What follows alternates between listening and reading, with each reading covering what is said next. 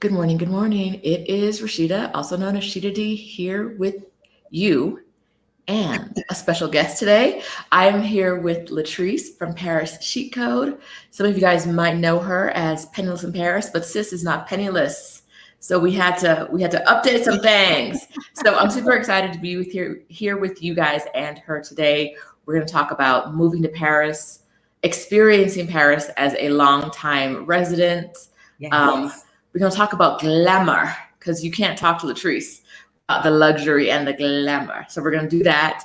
And I really want you guys to ask your questions today. If you have questions about moving to France, let us know. If you have questions about luxury vacations in Europe, ask Latrice because I don't know nothing about that. If you have questions about the designers and the sales, our girl is here to help you. So whatever you got, this is what she specializes in. By the way, the people want to know, and the people is me. What are you wearing today, Latrice? What am I wearing? Okay, those of you guys who follow me, you guys know I always get my earrings from my earring man for €2. I refuse to pay more. So I get them at the flea market. He's there every Sunday and Thursday. So those of you guys who come to Paris and you want to, we meet, I'll take you to my flea market so you can get all your earrings for €2. Okay, and my little satin shirt is from Zara. Ooh, I'm leaning into my signature color. You guys know I'm doing a lot of pink this season. I've just leaned in. I've leaned fully in. And I have on some like black palazzo pants that you guys cannot see, also from Zara. Okay, nice. Yeah. We love it. Yes. Everything is not always expensive. The key is just having a little eye and knowing what works for your body and your shape. I saw in your stories today you were talking about body shapes, and you're going to be saying I'm posing in the future. Yeah, that body shape advice was excellent. And I got to say, you make Zara look designer. I'm telling you, I am doing it. Zara needs to hire me at this. They do. You pair Zara is giving what we need Zara to give, and if you put Zara with some, designer shoes and some like a little bit luxe accessories, no one will ever know that your goods have come from Zara. Let me just say that. No one will know. How would they know? How would they know? Yes. How would they know? I'm the only one that's telling the tea. I'm the only one that's saying that's how would they know? All right. Okay. So people are already here with questions. Yes. In the comments. But first, let me say hey to y'all. Hey, Nicole. Hey, Stephanie. Hey, Shonda. Hey, Eugenia. LaShawn. Sharon, who I guess is coming to Paris in 2022. Is this a book, Sharon, or just a visit? Let us know in the comments. Good morning, ladies. I see some familiar names. Good morning, Ashley, Eugenia, Yolanda. Hey, y'all. Yes. Hey, Stephanie. Okay.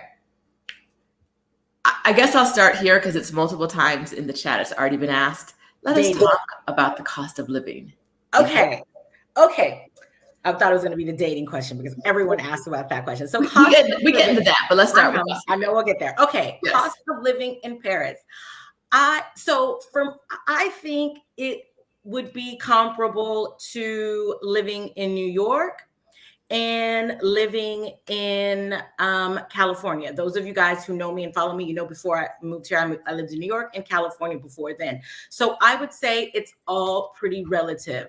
I would also stretch a little bit and say that it may be a little cheaper in some aspects, because when you live in Paris and when you have, your Wi-Fi and your cell phone bill and things like that, your electricity, those bills do not change month to month. And living in those other states is very different because every month you have no idea what you're going to get. So, 1 month may be a good month, 1 month may be a bad month. Whereas in Paris, my monthly bills are the same every month. My cell phone bill is like €40 a month. It's very cheap.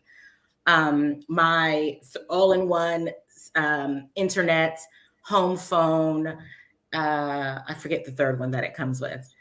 But that is like, I think it's like €70 a month. So it's very, very, like, utilities are very cheap. Yes. We don't do math over here. So how much is €40 in dollars? Okay, so €40 would probably be like what, $50? Okay, and so 70 would be like 80, like 80, maybe 85. Okay, all right, because we don't do. So not, I remember getting Comcast bills in New York or Time Warner, and it'd be like $150, almost $300. So you don't have that situation here. For a 1-bedroom, if you want to live in the center of Paris, okay, within the 20 arrondissements or the 20 neighborhoods, you might pay, depending on the size that you want. If you want something standard, a standard comfortable size, like let's say 55 mètres carrés. I never know if it's square meters. I don't think it is, but it's mètres carrés. It's something different. You'll have to do the conversion, but it's a standard size, which is my apartment. You are going to pay a lot in the center of Paris. You might pay maybe $2,500, $3,000. If you want a little studio, still comfortable for one person, you can still get something in the center of Paris for like €700, less than $1,000. Okay. It all depends on what size you want. The further you go out of Paris, the less expensive the apartments are, and you'll have bigger sizes. Okay, good. Thank you for answering that. That's really helpful.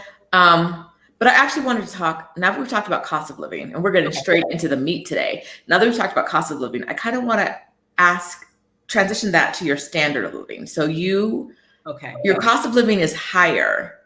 It's about the same as New York and California. Yes. But these are expensive places in the US. Yes. So now that you're in Paris, are you working, say, as hard as you were working in New York to maintain the same standard of living? Is your standard of living better in Paris or worse? Give us some of the comparisons you give us. This is an excellent question, because when I was living in New York, I was in retail management. I was living in Harlem. I was commuting every day super early, having to be at work at like 8 o'clock. And 8 o'clock in the morning, which was like super early for me, right? And getting off late, maybe 7 p.m. for a standard salary, a good salary, but still I was exhausted.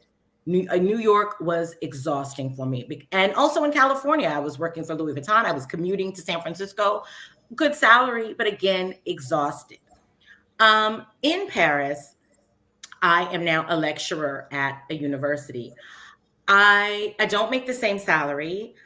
I don't make the same salary. I also don't work as hard as I worked in those other 2 states.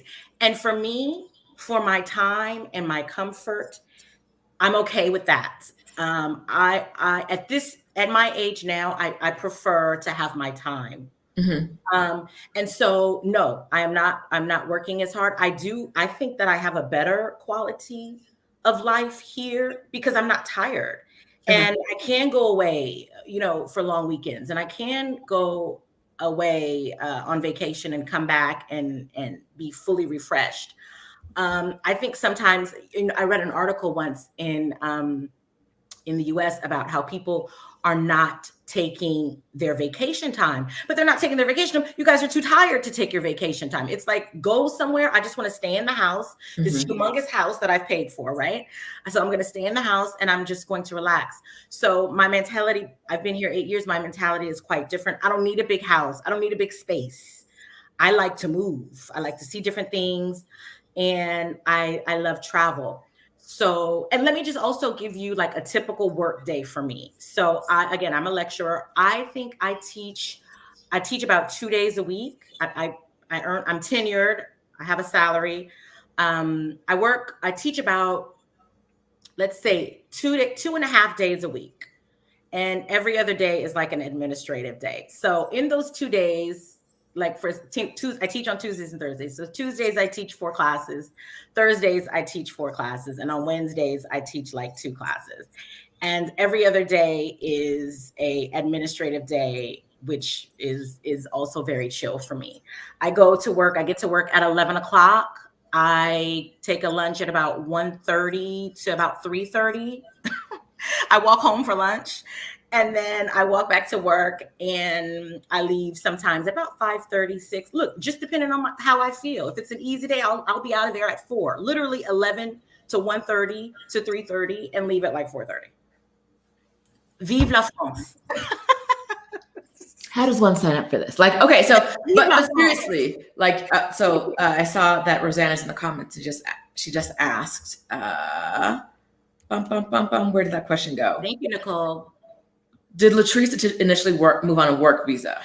So let's talk about how you got there. Oh, okay, so I want to talk about how you got to Paris briefly, because we can talk more about that later. But I also want to know how you got this job that's giving you all this free time, because we've been seeing you on the gram vacationing, girl. Your girl been outside. Okay, girl, she's been outside. We should rename outside Latrice's. Latrice is outside. Latrice now owns outside. Okay. I have been outside, y'all. Okay, so I came on a student visa, which was like the easiest visa to get. I was a late student because I was working. So I had like an AA degree, but I was working in management, retail management at Louis Vuitton, and also when I worked for BCBG. So I had an AA degree, and then the crisis hit, and I ended up going back to school. As part of my degree, I wanted to learn French, but I struggled with it. I could not pick it up in school. So I decided, being the type of person that I am, and just like not being able to accept the fact that I cannot speak French, I was like, okay, I'm just going to move to France for a year, and then I'm going to come back fluent, basta. So I did. I moved to France and on a student visa, and I kind of like never went back. How I got my job, it was in a Craigslist ad. They were looking for teachers to work under the table. And they were paying, you guys will never believe how much they were paying me, guys. They were paying me like 400 euro a month. People ask me all the time, how did you survive in Paris? And this is why there was Penniless in Paris. Like, how did you survive in Paris working, making 400 euro a month? I had tons of scholarships coming from the States, right? Thank God. And then I also had this money coming in on the side. Look, the math ain't mathin'. I can't make it work. I can't make it out for you today. I can't explain it. All I can say is the good Lord just wanted me to be in this country, clearly. Okay, so you got your under the table job while you were still there on your student visa. Yes. Okay, now transition us to now. What year was this? This was 2000 and I want to say 13, January 2013. Okay. Transition to where I am now? Yes. Okay, so this under the table 400 euro job hired me full time as a professor. And gave me a tenured opportunity, and obviously gave me a salary, and I'm still there. So and how many? So this is 8 years later? This is like 8 years later. I'm still, yeah. Y'all still saw when I had to do the math. It didn't slow me down. There was a glitch. 8 years, yeah. So it was under the table initially, 8 years. And 8 years later, I'm still there. And one of the reasons why, I was studying international relations. I didn't go to school to be a teacher. However, now that I look at the trajectory of my life, I've always been an educator. I've always been someone who shared information and who liked to pass on things that I know. But I never thought of being a teacher until I came here. It was too early for me I wasn't fluent yet, remember? Because I came here to learn French and I needed to earn money. So that's why I took the under the table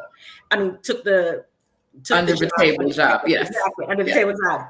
So, I stayed there, and because I loved it so much, I'm still here. And look, I probably could leave and get something else, but I have a very sweet kind of deal. I'm again at the age where I'm not trying to work hard. I don't have anything to prove at this point. You know what I mean? I just want to coast on out. I want to have a good life. I want vacation, and I want to look good as hell while doing it. Period. You do, baby. You do. That's why we're here. Thank you. Okay, so you got your job. It's 8 years later. Yes. You haven't looked for other work. No. And you're teaching English? What are you teaching? Okay, so I teach, I work for a coding university. So I teach English, but I don't teach it in a traditional sense. I teach it in like a project management sort of thing. Okay. So I get to choose the subjects that I want to teach. And so what I ended up doing is I teach them things that I'm very passionate about. So my students are very aware of mass incarceration and Black Lives Matter and the war on drugs in the United States, because these are issues that are important to me, that mean something to me. And the French, as a culture, are very interested in these types of topics. Like everyone is, for the most part, it's like a lot of cultures are pretty much interested in, like, you know, racism in the United States and how this whole dynamic works. And I teach it to them. I teach whatever is happening there, and whatever issues or subjects that I'm passionate about, they tend to be like social issues. That's what I teach. That's what I teach my students. Like my students, they even know about, you know, Malcolm X and Martin Luther King and like where their ideas converge, all of that. Okay. So you are really giving it to them. Oh, they're getting, let me tell you, they are getting the Black experience when they get in Miss Latrice's class. Okay. Yeah. All right. So that's what I teach them. Amazing. That's amazing that you get to like weave your passions into your, what I'm gonna call a part-time job right now. But but that was very important to me, because I think if I had to stand up there and do grammar all day, then it would be something different. No disrespect to those teachers, but that's just not my passion. My passion is my community. My passion is my country. And I see that there's a genuine interest in it. And these are college students. So we can have these discussions. And it also kind of transcends to discussions that we can have here about white French and Arabic French and African French and those dynamics. Because for the most part, it kind of mirrors what happens in the States. Okay. So I definitely try to have a no judgment zone classroom where we can open up and have these sorts of discussions. I think it's very important, especially for our youth. Good. That's great. So you came on a student visa.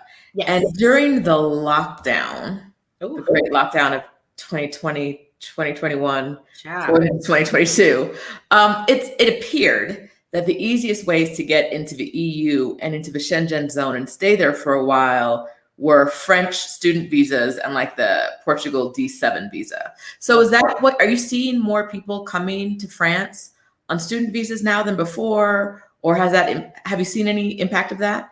Well, I have to say that even before the COVID lockdown, if people, when people schedule sessions with me, because you guys know I do expat coaching, I help people move here. I always suggest the student visa because it's just the easiest to get. The French are very proud of their culture. They're very proud of their language, and they are very honored when anyone wants to come here to learn that language. So I always push, you know what, if you can, you know, some people are like, look, I've done the student thing. I'm not trying to do it anymore. But when you want to move here, or if you want to come here for an extended amount of time, why not? Get the student visa, and it's very easy to parlay that visa into something else. Okay. So I definitely think most people that I do know here who are expats came on a student visa. Okay. That's awesome. Okay. So question. Okay. Can you do the student visa more than once? Because I'm already planning out at the wheels. Someone said, I see Shooter's wheels turning, and they are. Yes. Okay. As long as you're a student, you okay, can just continue to renew that. You can be a lifetime French student. Well, if I do it once and maybe say come back to like say I did it around the end of the year, early next year, I spent 90 days in Paris with Latrice, with me knocking on Latrice's door every day, like, what are we doing today, girl? What are we doing today? And I went back home, I could get another student visa in the future. Yes. Well, let me say this. Well, let me just say this, and I know maybe you were just throwing the 90 days out there, but any American can come and stay in France for 90 days without a visa, just on your American passport. Okay. But if they're not letting people in, you know what I mean? I thought that if you still have the COVID, if we're on COVID restriction, then yes, you would need to have a visa to come for school. All right. But in like normal circumstances, you can come and stay for 90 days. Yes. And then you got to leave for. And then you got to leave. But look, you just got to leave and go to another country. Look, you go somewhere and you come back and the clock starts over again. I told someone like Georgia's right there. You can stay there for 365. You can go and come back. Hit the Schengen zone again. Listen, look at, think now, the UK, that's 2 hours by bus. The UK is no longer Schengen. So you go to London for a weekend and you come back and you get your 90 days again. I thought you had to be out for a certain amount of time. Out of the Schengen zone. But okay. I thought it was longer than that. I thought it was like you could be in for 90 days. No, and then you have to leave for like another 90 days or something. No, you could be out for literally 24 hours. I had no idea. I thought about that differently. Yeah. Good to know. Good to know.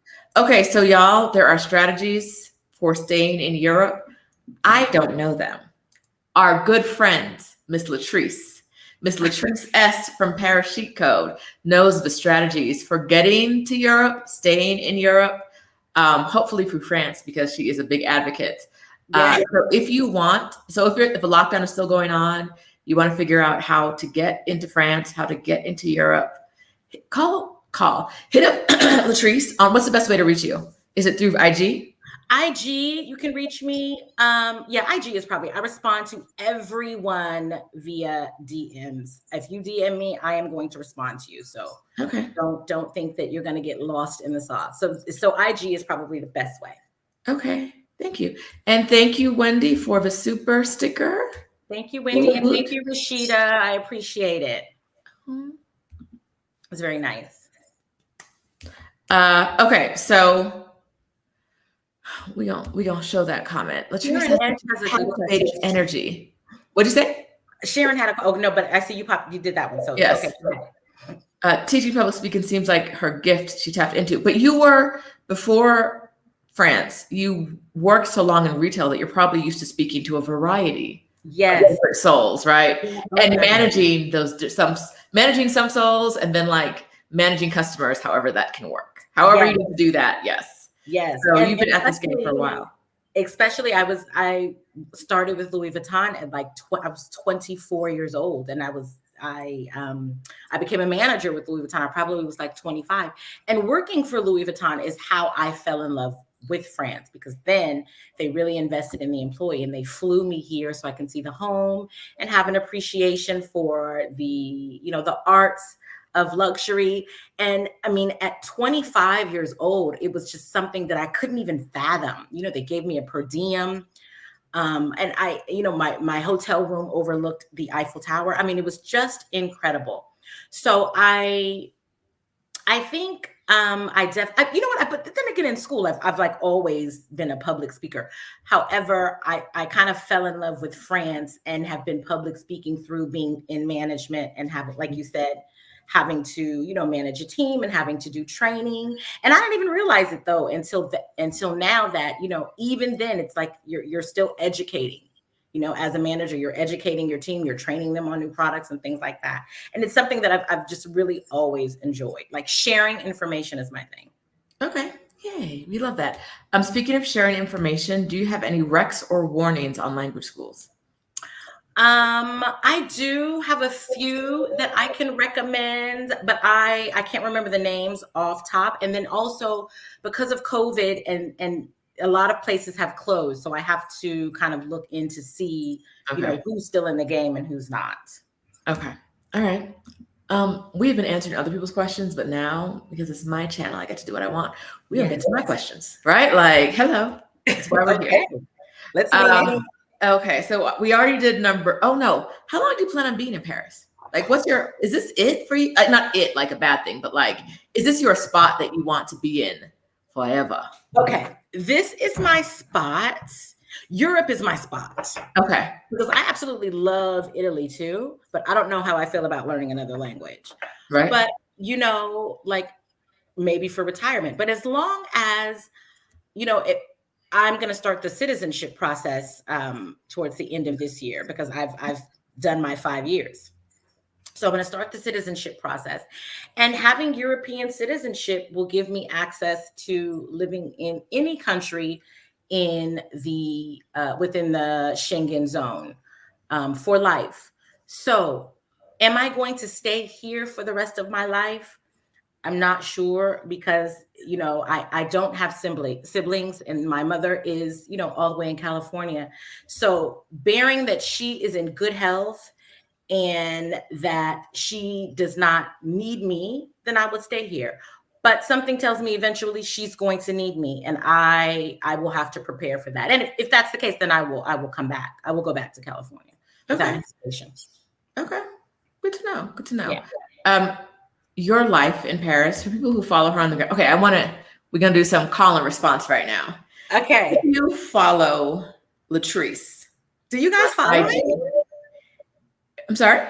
Well, someone said I love the DR bag. What doctor bag? Behind you. I think they're talking about the the LV behind your head. Oh, it's a beauty case. Can you guys believe I used to travel with this? I used to travel with this thing. You could not, just crazy. Now it's like a storage for me to like throw whatever in there, but I used to travel with this. Like if they follow you on IG, they saw how you've been traveling lately. So don't act like it's that much different. Like don't act like you're not still traveling with. We're still stunting. I mean, we're still Louis Vuitton luggage. Let me pop like the Californians. Yes. I'm still stunting, but it's not this. Okay. If you follow Latrice on IG, and you should be because the looks, but if you do, I want you to write in the comments like 2 or 3 words that you think of when you think of her IG. OMG. We're gonna play a little game. I want to know what they are going to say. We can play a little game. I'm from the Bay Area, Ashley. Yes. And I think we overlapped our time there, but we never knew each other. Yes. Okay, so y'all drop your words in. What words do you think of when you think of Latrice's gram? Regina, tell me what you think of me when Regina says I follow you on IG. Regina, tell me what are the words that come to your mind when you see me on IG? Someone said, is there a possibility of bringing mom to Europe? So this is the thing. As my mother has multiple sclerosis, and we don't know how. She is great now. My mother is still working. She's still walking. She is doing all the things, but we don't know how the disease will progress because it's kind of different for everyone. And although my life is here, my mother's life is there. And I would not want to take her away from her friends and her sister and my family. So, I mean, as the only child, my mother I would not be in Paris if it weren't for my mother and what she poured into me. So it's only right that I go back and I have to do the right thing. Okay. Yeah. All right. Okay. So the things that have come up: accessible and inspirational. Mary says she's a baddie. Yes, she is. Styling and profiling, confident, inspiring, and beautiful. Goals. There's a slay. There's a sophisticated fun. Sophisticated fun is probably the closest to what I think. Like, I can't. I'm not even gonna think of words for you right now. But sophisticated fun is the one that like resonates with me when I see you. Pour into your girl. Thank you guys. So Black woman, luxury, luxurious Black woman. Now the question I had and why I asked this to you guys, Dixie says classic. All right, your life in Paris seems very luxurious. Was this part of your plan when you moved to Paris? Like, did you want to be closer to like the homes of luxury designers, etc.? You know what? No, it really was not my plan. Let me tell you something. When I moved here, I was like in a radical phase. And so I was not thinking anything. I mean, because I had already worked in luxe retail, I already had a lot of the things. I already had a lot of the things that you guys like see me wearing on the gram, especially like luxury bags and things like that. A lot of the stuff is not new. In fact, when I came here, I had all of my luxe stuff was at a friend's house. My Chanel bags, everything was at a friend's house for like 6 years until he was like, I'm gonna need you to get this. In New York, right? He's like, okay, you have taken up an entire, will you decide get this stuff out of my house? And finally I got it out. But it was like, and shout out to Sterling, my boo. Thank you. He's my brother. I appreciate it. But he was tired of me, child. Yeah. So it wasn't that. I really came to learn French. My objective was I still had my New York apartment. I rented out my New York apartment and I said, I'm going to come here. I'm going to learn French and I'm going to go back to New York. That was my objective. It was not going to be longer than a year. Okay. All right. Mm-hmm. So, but you have found ways to incorporate luxury into your life now that you're here, and you're no longer working in retail, but you are still retailing your ass off. So Your girl is still retailing. Your girl likes nice things. I always have. I've always, and look, not everything is nice. My earrings are €2. And it's so funny because when I was just in Mykonos with a good friend of mine, and she was like, look at this Mykonos. It was just in I was just in Mykonos with a friend of mine, and she's like, look at these earrings. And I'm like, girl, are they €2? Because if they're not €2, I'm not trying to see it. Right. So I definitely I like nice things. I like luxe things. I like pretty things, but I don't always I don't spend. I'm not a okay, let me help. How do I say this? I am not a quantity buyer. I don't buy a lot of things, but I buy good things. Okay. Way less often. So okay. Yeah. And you have started we're going to call this a service where you can shop for people at sales? I have started a service because the good Lord, let me tell you something, the way he pours into me, the good Lord has said that Latrice is going to get like a private invite. So your girl gets private invites to the Hermes Sale. Let me tell you something. I love Hermes, but I do not own a Birkin. I do not own a Kelly. I mean, this type of money is just like something I am continuing to manifest daily. It will come, it shall come, but it's not here now. But anyway, I am still blessed enough to get the sale and get a private invitation to the sale and attend it with all of these ladies with these, multi-$1,000 Birkins and things like that. So yes, I have started to open it up to when I do go, I go twice a year, and I do put out a call on my Instagram for ladies who want to get some things on sale. It's like 30 to 50% off. Everything is there. The only thing that's not there are the handbags, of course, because if the handbags were there, your girl would have 5, but they're not there. So shoes, hats, ready to wear clothing, the beautiful scarves, everything. Oh my God, I see a Hermes addict in here. Hey, that's my people. Okay, so yes, all of that you have access to through me. So look, if you follow me on the gram, I definitely put the call out to those who are interested in getting anything from the sale. The next sale should be in January. Get your coins ready, girls, and let's buy out the store. And another thing, let me just say about the sale that is, it's a bit disappointing at times, but I'll tell you why. I don't see a lot of us at the sale, and it's bothersome. I don't see a lot of us, and the Black women that I do see there, we're there. It's always the same people, and every year, and so that's why I was like, I want to be able to, look, everyone else is getting no one else is playing fair. Everybody else is getting a discount, acting like they're paying, retail, and they're not. So I definitely want my girls to be dripped too at a discount. Okay. So all right. So write that date in your calendars. Yes. By December, you need to have what if you get Christmas money, put it aside and figure out what you want Latrice to get for you. So I talked to her about the sale this year, but I don't know Hermes like that. So I'm like, I don't even know what to get. So that's probably another lesson outside of this. I need a one-on-one with you about that. Yes. And you have, and so Hermes has beautiful silk scarves, and I believe all ladies should have silk scarves. They're absolutely lovely. They're versatile, and it can make any outfits very elegant and classy. And also it's something that you can have forever. Silk is just a material that's just amazing. And Hermes has very intricate detailing with their scarves. So I always recommend those. Take this time, if you're not familiar with the brand, take this time to familiarize yourself and see what you like. And look, do not be shy to go into these stores. You don't have to buy something to go in and see if it's your lane. Hermes Addict says the sale happens in January and June. It happens in New York. Yeah, but in New York, it's a bit different, right? Because all of the items aren't there. I think what's happening in New York is you're getting what's left over coming from Paris. That's the real tea. You're getting what we haven't bought here. And also the line situation is different, right? And I don't know if it's by invitation. I don't know if it's by invitation in New York. Khaleesi says, I have 3 Birkins. I'm also married to a dodgy old coot who loves me to pieces, but I've never gotten an invite. Khaleesi, Okay. this is the tea, right? This is the tea. We don't know how people get an invite. I still don't know. Look, there is so much in my life that I attribute to the good Lord. And this is another thing that I attribute to the good Lord.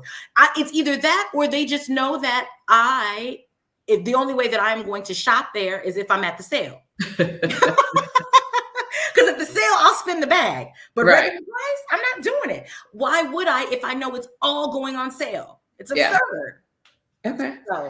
Okay, so my mom already said she saw me taking notes and she knows me. So yes, I do love a sale. I love nice things. Yes. I also love to hold on to as much of the money as I can. So yes. Okay. There was a question from Shaya about cost of living. Yes, we answered it in the beginning, so you can go back and watch that part in more detail. But the answer is it's about the same cost of living as New York or like California. So, okay, we don't have to talk to Khaleesi one day about these 3 Birkins though, because I feel like we slid past that real quick.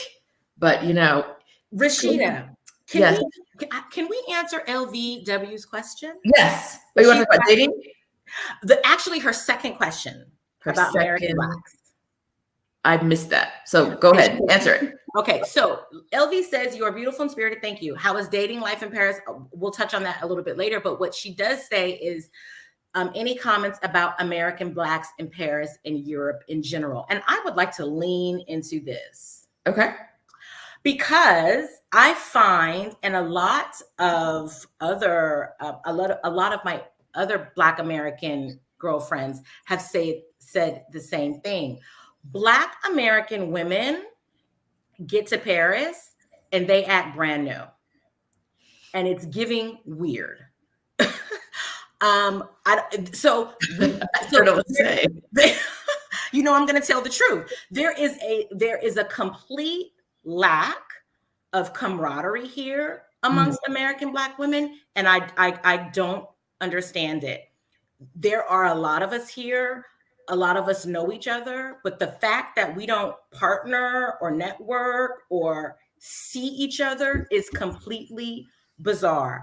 I think American Black women, they get here and maybe they feel like they have to reinvent themselves. They can no longer be a Black girl, or maybe there's only space for a few Black women who do content creating. It's weird. I have friends who've been here for like 10 years. I have a friend who cries about it all the time. Like, why? She says, I want a Black girl squad. Why can't I get a Black girl squad? And let me be clear, there are African women here, there are Black women here, but we don't necessarily have a shared culture sometimes. And sometimes you need to be around American Black women to be able to talk about certain things that are happening in our country, that are happening within our culture, and things like that. So I say all that to say, American Black women, I can't speak about the men, right? Because I don't really run into a lot of Black American men here. But there are many Black American women here who get here and act brand new. And yes, I said it. Period. All right. I don't even know what to say about that. But you do have a Black girl squad. I do have a Black girl squad, and I know a lot of Black women, and I'm cool with all the Black women here. There is no, for the most part, there is no one that I'm not cool with or that I don't necessarily know. But the fact that we are not all a squad is giving weird. Okay. All right. I think that's like that in here. I can only speak to Mexico City. Okay. I think it's like that. Not that we act brand new, but like,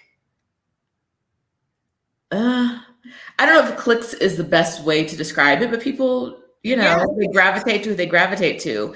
And so sometimes there are, big gatherings. I'm not at them because Delta is knocking on doors and I'm not interested in opening mine. But there are, big gatherings where lots of different smaller groups come together, especially pre-pandemic. But people who are new to town often feel like, I talked to a woman on Friday who's like, the Black women here haven't been very welcoming. And I'm like, I don't know what to say about that. Cause like, I hit you up as a stranger she started following me, and I was like, wait, she's in Mexico City. And I was like, hey, you want to get together? Because I don't know, you've never seen me before. Let's do something. And she was like, yeah, nobody else. And I was like, oh, that's weird. That like, It's even when you weird. see them in the street, they're not speaking to you. Right. That is black girls. We don't do that at home. We don't do that when we travel other places. When we see each other, we give a nod, we smile, or we acknowledge one another. Mm-hmm. There are actually Black women here who don't have a Black girl squad at all, who only have a team of non-Black women around them, or white women. Look, there's nothing wrong with that. I love my white girlies. Nothing wrong with that. However, I do feel that as Black woman, I need to have Black women around me, period. I have to have a Black girl squad. And I find listen, if you are somewhere and there are no Black American women, okay, it makes sense that you don't have that in your life. But if you are in a country and there are Black American women here and you, for some reason, there is no camaraderie and you can't befriend them, that's weird. I know I may sound judgmental, but I stand flat-footed on that. That's weird. And you have a lot of that going on here. Mm-hmm. And so like, I hung out with a new woman on Friday, and there was another so it was 3 Black women together and another Black woman who was at a table with a white woman. And like, I could not get her to like even look in my direction. And so finally I'm doing like the big hand wave at her. I'm like leaning over and doing like, hey, sit, like all of that in the camera. And finally she turned and she went like, oh. And went back to her friend. And I was like, okay. It was very much like I think you're waving at me because you think you know me, but I don't know you kind of thing. And I'm like, no, I'm waving at you because you're a Black girl with like lower back length braids in Mexico City. Yes. Like how, like, what are, you're Black, you're Black. Right. Like you're like, if I see you with braids, I'm going to think that you at least acknowledge some part of your Blackness, right? So I'm here as a Black woman also saying like, I see you, sis. And she was like, I don't see you. And we never spoke again. And I was like, okay, like this is just weird. But okay, so Black girls are acting different. We're gonna get to the second part of the question. But I have to say that I did not know y'all were balling like you are when you're watching the channel. Wait a minute, where was the I had no idea. The lady with the 18 Birkins? So is that I'm wearing Hermes scarves to work every single day? I'm like, Hermes wait, she says that's sad. I want a European presence and I would love to have women friends. It's sad to hear this. It is sad. But I will say this about Black women here, Black American women here are doing some amazing things. Absolutely amazing. Follow all of them if you can. But there's a lack of camaraderie. And you know what? And I'm going to include myself, even though I don't think that I act brand new, but I'm a Black girl. So the fact that we are all not a squad, maybe I have something to do with that as well. So we need to do better. We need to do maybe better. There's more reaching out you could do. Yes, for sure. There is. Now that is for sure. Yeah, but it's a pandemic. You got things going on. Exactly. Everybody. But I'm committed to doing better because I don't like this. Okay. I just the wealth in the comments right now. I'm like, is like, hello. Let me tell you something. Yes, girl. I appreciate this. I like. Okay, so I appreciate that. We're not being shy about it. Yeah. Right? Listen, there's no time for being humble, Rashida. I like the girls to talk big. Yes, I have 11 bags. I have 11 Birkins, and my other bags are Kelly and Constance. Lean in, Hermes Addict. We love to see it. I love it. I love it. This is amazing. Amazing. So, okay, let me get back to the questions because I think we can talk about Hermes all day, but that's like, okay, wait a minute. I was going to say, but that would be like a Latrice video, not a Rashida video, because I don't know anything from Hermes. But let's talk about Latrice videos because you're on YouTube, right? Let's talk about this. Listen, when I tell you I am on YouTube at Paris Chic Code, but I am so bad with YouTube and I'm really trying to catch up to Rashida and Stephanie because they are killing the YouTube game and your girl is just suffering with it. But I'm going to do better. That's something I'm going to lean into also. What do you want to talk about on your YouTube channel? I would love to talk about things I would love to talk about fashion. I would love to talk about Paris because I love Paris. Paris fashion, being a Black girl in Paris, and travel, and also style. I love Black women who get fly. That's one thing about when I do get to attend those Hermes sales, and I do see the Black ladies, and they walk in and they're dressed to impress, and they're giving. And I love to see Black women dripping. I love to see it. Even at the airport, I want to see Black women stepping outside and knowing they are the sugar honey iced tea and unapologetic about it. All right. Yeah. All right.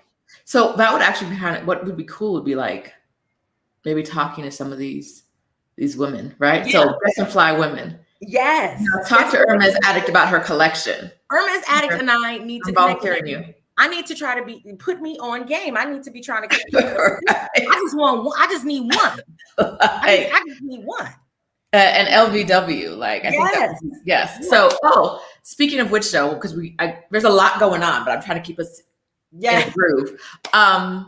Stephanie's here, Stephanie Perry. Hi, Stephanie. My YouTube presence increased greatly after taking her YouTube course, whose name I don't remember right now. But if she sends me a text and a link, I can drop it in the comments. Hi, Steph.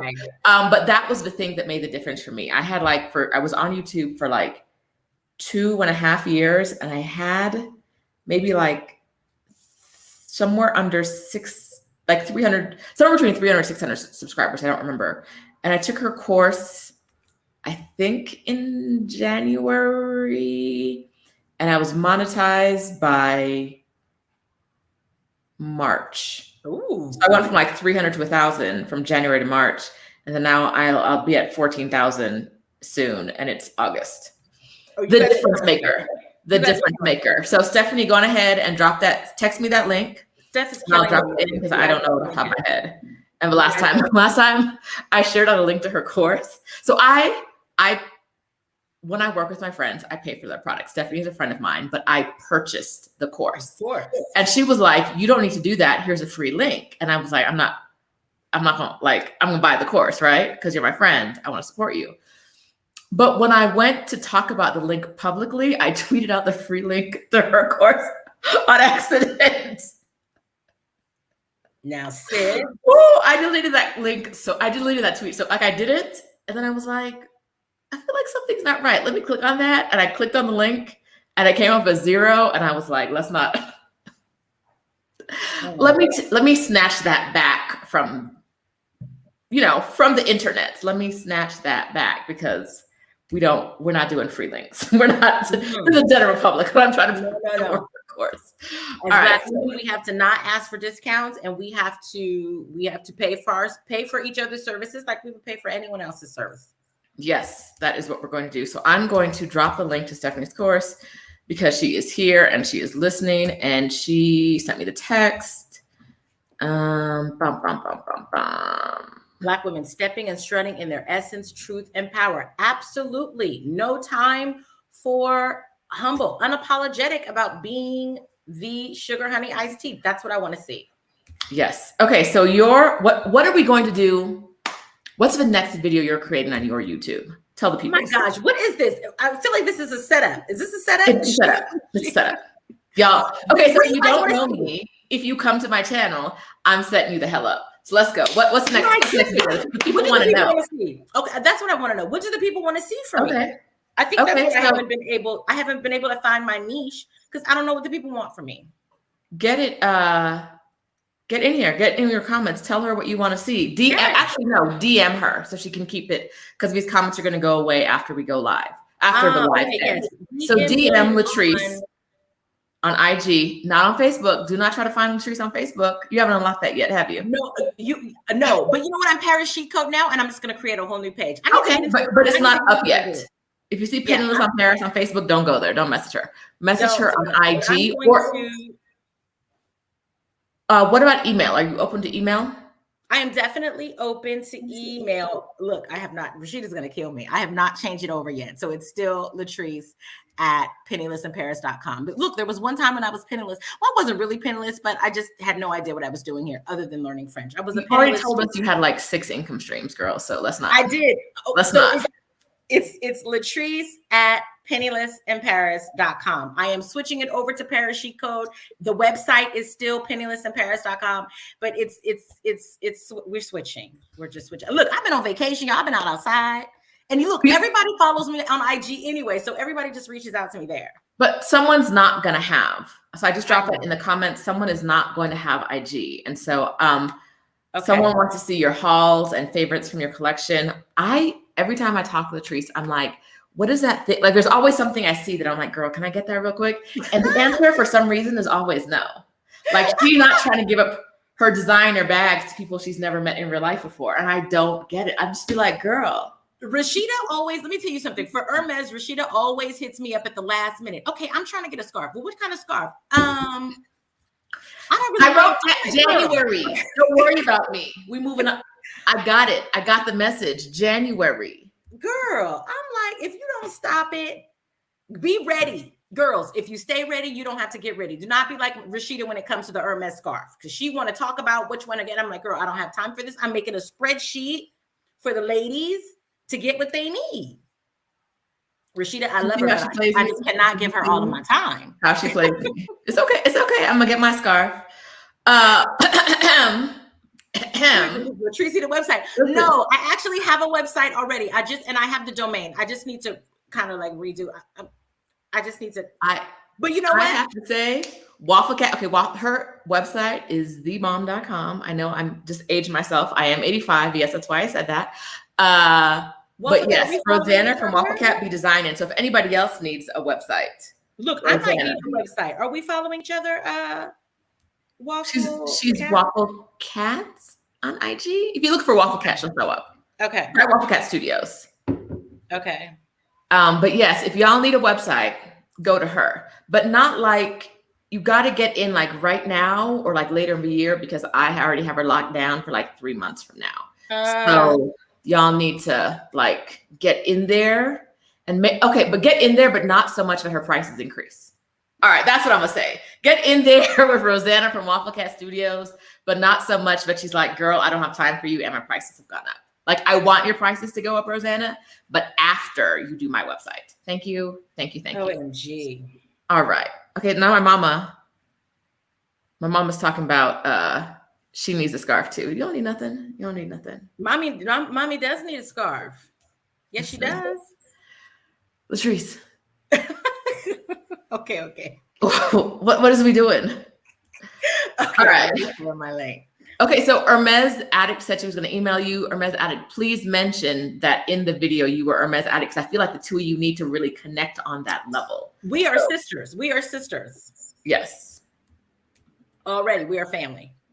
Okay. I don't know if the link. I'm trying to get to her level. I'm working up to it. Look, I'm far, but I'm working. I don't know if the link I gave you for Stephanie's course was actually clickable, so I'm gonna drop this in real quick again. Stephanie, thank you so much. I appreciate that. I definitely love, I love speaking to Black women. I like the things that we talk about, and I just love seeing us be great wherever we are. Let me tell you something. If there were not a lot of Black people in Mykonos, and when I tell you the excitement every time I saw somebody, hey, how you guys doing? Like anybody Black there, I feel like I connected with. Do a day in the life of dressing up with Hermes scarves with Latrice. That is a good idea. Yes. Okay, Debbie, you definitely need a scarf. You just found me on IG? Perfect. Let me see where you at. Wendy said my mom needs a scarf or two. Does my mom have scarf money? Does she? Is there a campaign, a GoFundMe to get her scarves? Because I need to buy myself scarves before I can buy any for anybody else. It's like your oxygen mask. You got to put on your own first. And that's how we're treating Hermes scarves today. I need one before I start gifting them. Listen. Your mom needs a scarf or two. I see. Okay, Hermes Addict, make sure you message me so I know which one is you. If I think this one is, I think you are probably like the last person who followed me. You don't post anything. You are being real incognito out here. Erica followed you. Eleanor said she's going to hit you up for a Hermes belt. Listen, we are doing all the business, but we're not getting to the questions. Girls, but I know, right? We are going into 2022 fly as hell. Who is going to say anything? Nobody. Fly. Okay, so let's talk about, okay, backing up a second. Okay. We talked about the lack of Black girl cohesion in general. Aside from that, what is the advice you want to give women who dream of coming to Paris? Oh, the advice is just do it. I work with a lot of women who are like, okay, Latrice, I wanted to book a coaching session. I am planning to move in 2024. And it's like, girl, no. I tell people, give yourself maximum 1 year. Everyone always thinks that the scenario has to be perfect for them to move here. And it really does not. If you say you're going to move here in 2024, I'm going to be honest with you, you are not going to move here within 2024, by 2024, because life happens. Life happens and a whole bunch of other stuff. You're giving yourself too much time for everything else to get in the way. So my thing is, give yourself 12 months, because look, if anything happens or it's not what you want, you can always come home. Right. And that is what was so good about my first name, because when I was penniless in Paris, I did not come here with a lot of money saved. I didn't come here with the plan. I came here because I wanted to learn French. I made money under the table, making 500 euro a month. I rented a studio where the bathroom, the ceiling, literally caved in. It took her 7 months to fix the darn thing because I was subleasing, right? So everyone kind of gets here, and their first year or 2 years, unless you just have a ton of money, right? Their first year or second year, they kind of just get it out of the mud. You find your voice, you find your creativity when you're here. So look, I'm not saying come here with absolutely nothing. I'm saying it doesn't have to be perfect. Everything does not have to be aligned in order for you to live your dreams. Step out on faith and come. Okay. I'm going to mispronounce this, but it's either cogitate always. I also thought cogitate. Like, I can't tell if that, I don't know what's going on. I don't know how to pronounce your name. Apologies. I love this luxury lifestyle talk. We don't do it often. We don't. I feel like as Black women, we're expected to be so humble and, not ostentatious. And that's why I try to do on my page, on my Instagram page, I have a day where I'll be like, all right, girls, let's have some vanity talk. It's okay to be vain. It's okay to be vain and be like, look, I love the way my waist is looking. And do you see this skin? I paid for micro needling. I'm looking 10 years younger. Like, I want for us to pour into ourselves and not feel like it's arrogant or, oh my God, I'm not being modest at all. Who cares? Society tries to tell us as Black women every day that we're not enough. We're not pretty enough. We're too fat. We're too masculine. We're everything but the sugar honey iced tea. Right. So that's why on my page, and as often as possible, I want to be able to talk about spending the bag. I want to be able to first to talk about without somebody saying, ooh, now you should get that money to the church, or you should, you need to do this. I don't want to hear about that. I want to hear, I went out and I spent the bag on myself. I went on vacation and we did all of the wonderful things that I wanted to do. And I did that for myself. So yes, we need to talk about and be comfortable talking about that. And anyone who is uncomfortable, look, we hope they can eventually join us. If not, there's a place for them. Right. But Paris Chic code, we're pouring into the Black girls, and we are talking big girls. Period. Okay. Love it, love it, love it, love it, love it.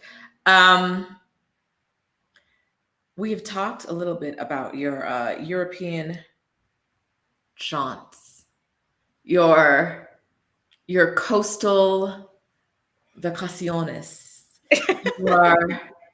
You are out here doing it big. And so I think one of the things that I always see when I look at your IG is the difference in quality of life, because Latrice went on vacation for 1 week and came back for like a day, maybe 2, and then went on vacation for another week. And I'm like, who in America is doing this? Yes. Who? Yes. Well, it's a beautiful thing because here in France we do get 6 weeks vacation. So we get like 6 weeks vacation, and then we get like another 2 weeks of something else. So it's just real. It's just real vacation. And also, living in Europe, it's easy, very easy to move from country to country. The countries are not that far. So this year, I went to St Tropez, and I went to Mykonos. And I want to say this to my my Black women, and also my curvy women, because I am a curvy girl. At first, I was wondering, I was like, ooh, because I read all these blogs about Saint Tropez. I've been to the south of France multiple times, but I've never been to Saint Tropez. It's the most wealthiest. The yachts are there. Everyone there is looking like a supermodel, blah, blah, blah. And so I read all these blogs, and, they were saying, if you don't look like a supermodel, you may not be able to get in, and this, that, and the other. And I was feeling, I usually I don't let stuff like that get to me, because everybody has their own experience. Right. But I was feeling like, oh God, I hope I don't have that problem when I'm down there. And when I say that, when my friends and I, 2 Black girls went to St Tropez, like, we were treated like the ultimate VIPs everywhere we went, albeit Frenchmen, Englishmen, African men. The way they poured into us and stopped us, where they said, oh my God, you guys look amazing. You're so sexy. I'm telling you, I came back from St Tropez like, please, nobody talk to me nice, because I am apparently that girl. You are that girl. I am that girl. So I am saying, my curvy Black girls, you do not have to be a supermodel size or super skinny to go to these posh or bourgeois places that everyone says you have to be a supermodel. No, you don't. You get down there with your confidence, and you look like $1 million, and you lean in. So I want my Black girls to be in St Tropez, child, because it was a vibe. The yacht, that was where the money resides. Mykonos, the same thing. Everyone was nice. I mean, we partied like rock stars. So, yes, girls, come to Europe, because we're loved here. We are loved here. Do y'all see the wheels turning again? I'm like, how? Because last week we talked about dating in Mexico City, Latrice, and I tell you, girl, is it a struggle? It's a struggle. A struggle. Yes, it is a real struggle. But let me hear more about this European dating. So we talked. Okay, if you guys don't know, Latrice was a speaker at last year's Exodus Summit. She was on the panel about Europe, and they loved her. So this is my plug. Hello. If you are not already signed up for Exodus Homecoming, you got to sign up. You'll be able to watch Latrice's session during that weekend. And we'll have speakers who left after being inspired by women like Latrice, who left to go build their own lives around the globe. So ExodusHomecoming.com. So proud. Sign up. I will be there. Latrice gonna show up. I'm telling her now. I'm not asking her. I am telling her. Latrice gonna show up at some time during the weekend, and she gonna hop into the comments and say hey to people. So I don't know when. Your girl is tapping in for sure. I know that for sure. So the European session was one of the ones that was very highly watched last year, because there was definitely an interest in going in Black women experiencing Europe. But you did talk about dating during last year's session, so I kind of want to get into that again. Okay, let's talk about dating in Paris. Okay. I think for a while here, for those of you guys who have already been following me, I was here in a relationship for a long time. And so I started to put myself back out there, and then COVID happened. And so that was kind of like, but I have a lot of my friends are on the apps, and they are meeting men. I also, like, when I'm noticing, like, going out nowadays also, and it might be because we were cooped in too long. The men are getting much bolder. They used to be a little bit shy out here, where they are leaning fully in, ladies. Okay. So it's definitely, so all the girls are telling me that I need to get on Tinder. And I said, okay, when I get back in town, I'm going to get on. So as of now, I have a more positive outlook on dating, because I see my girls are just bagging left and right. So Okay. I definitely have a positive experience, but I can't speak to that experience firsthand yet. Give your girl a couple of weeks to the end of the month. Okay. I'll tap in and I'll let you guys know how it's going. But it's looking up, girls. Now that could be a video for your YouTube, because there's clearly a lot of interest in it. Yes. So that's a question I get asked all the time. I was talking to Nicole, who's here in the comments, 2 weeks ago. She was my guest. And I committed, because she talked about finding a partner in China, and she found one pretty quickly when she moved there. Right? Yes. We love to see it in China. I was like, listen, okay. Yeah, that's right. I committed to being back on the apps. And so I'm here now. Okay. My spirit is a little unsettled, but I'm working through, just because yeah. So I'm on Bumble and I have to message first. So I message you and your response is, hey. Yeah. We both matched and said this, okay, we're both in it. And I send you a, hey, how's it going? Hey, using your name and everything, whatever message. And you respond to me with, hey. What? Yeah. Do I have to carry this whole? So I say this to say, get on the apps. Let's talk. We need to be in there talking. We need to be aligned on this. The girls are saying Tinder. I was afraid of Tinder, because Tinder is apparent, like everyone's on Tinder, and it's like you gotta be a beast on there. And so I'm still a newbie with the apps thing. I have had experience on Hinge. I do feel like I meet quality men on Hinge, so I like that. Bumble, okay, as charismatic and as assertive as your girl is, I am not a message first girl. So I have steered away from, listen, because I'm going to be honest. I message you and you don't message me back, I might be in there breaking down for a week. I don't think my confidence is, I'm confident, but I'm not there yet. But they've already matched. So what's the problem? Like, they already saw your photos and was like, yes. So they have to match. So yes. I have to pick. So you swipe, if they swipe right on you and you swipe right on them, and then it's a match, then you have to message first within the first 24 hours. Okay. So they like what they see, they match back. Yes. Okay. They've matched back and then you message. Okay. So, all right. Oh, look at Naima says, do not use Bumble. Why? Oh, Naima, we need the deets. Because I don't have anything for you. Tinder down here was kind of a shit show. Really? But people say that Hinge down here has been good, but I like Hinge. Hinge, I feel like the men have good jobs, and usually also Hinge here, I find that the men speak English. Although I speak French, right? I don't mind, but I do feel like the men are usually, they're either from the United States or went to school in the United States, and then they're here and speak English. So I do like Hinge. I'm gonna lean in. You know what? You guys are okay. This is what we need to do, girls. The ones that you guys just follow me. What you guys need to tell me? What photos do I put on there from Instagram? Choose me some Instagram photos to put on these apps, child. Which ones look good? Yes. So tell her which photos to put on. I might join Hinge too. I don't like the 24-hour window what Bumble gives you, because I'm a busy little bitch. Like, I got shit to do. I don't have time to you have to message within the first 24 hours and they have to message back within the first 24 hours or the match goes away. And I'd be like, I try to get on the app every day, but if I get on one morning and then I don't get on until the next evening, those matches are gone. And I have to pay to get them back. I don't. Nicole says Happen isn't too bad either. I've heard Happen is good here.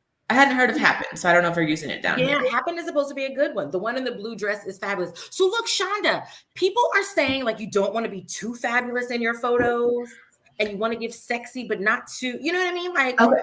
I would say don't be too fabulous if you're not fabulous every day, but aren't you fabulous every day?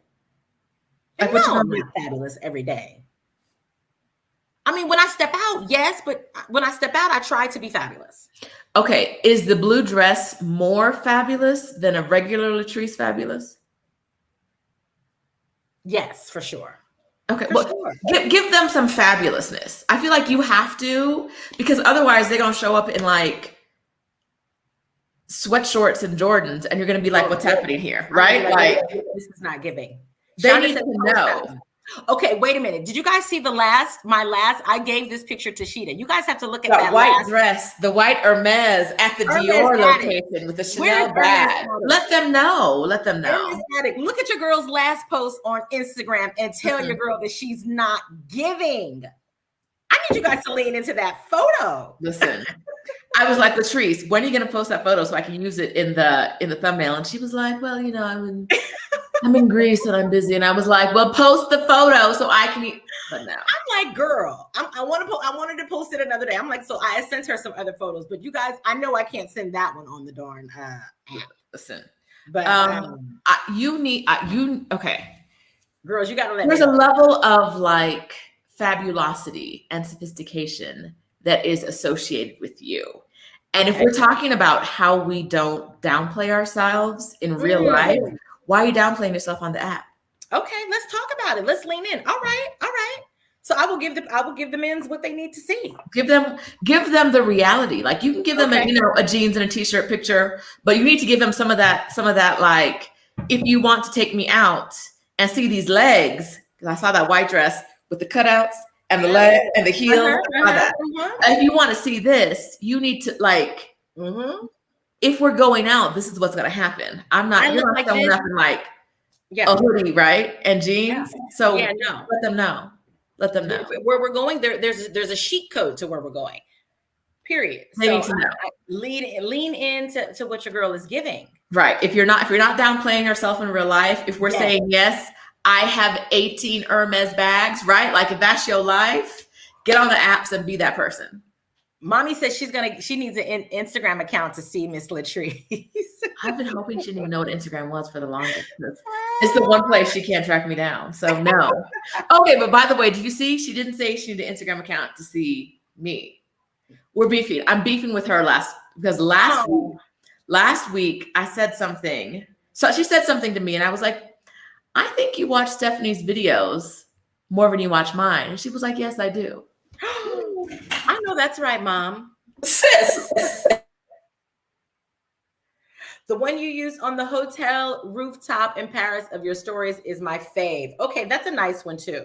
Where do curvy girls shop in Paris? This is a great question, Shaya. Girl, when I tell you Zara is my go-to, I do Zara and I do a lot of ASOS. But since COVID, and remember the stores were closed, I do everything online. So I rarely even go to the stores these days. I'm an ASOS, Zara girl all day. Everything comes from there for the most part. And I do have some Hermes ready to wear dresses as well. I do.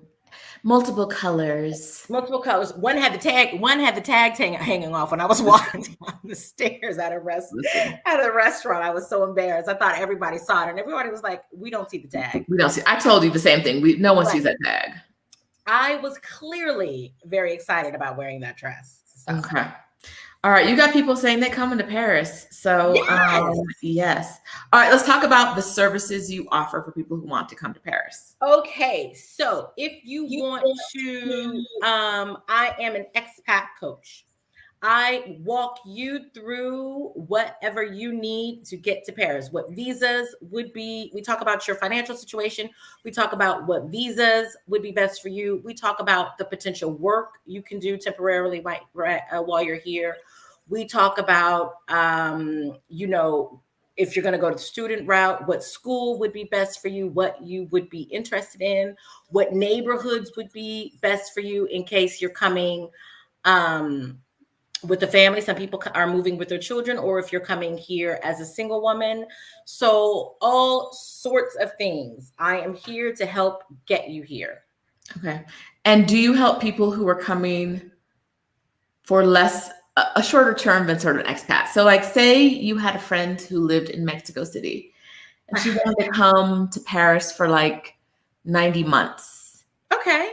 Yes, You because know, it would be 90 days.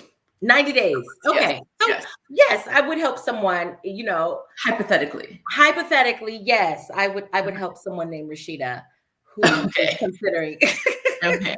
is considering coming to France for 90 days. Absolutely. And what Would is be the best time honored. to come to France? What was that?